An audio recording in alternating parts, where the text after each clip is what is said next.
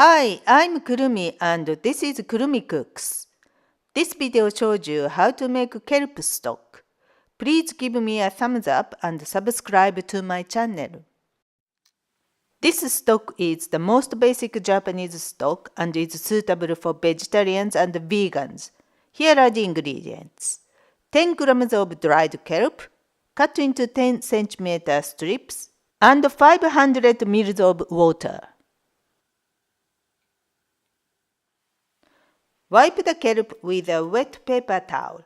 Don't rinse the kelp in water or you will lose the umami flavor. Soak the kelp in the water for 30 minutes in a pan. Slowly bring to the boil over medium heat, which takes about 10 minutes. When the water just begins to boil, remove the kelp. You can keep the kelp for another use. Watch out for my video on reusing the kelp. Thanks for watching.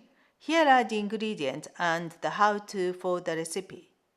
Please subscribe and visit my website Kurumicooks for more Japanese recipes. Bye bye!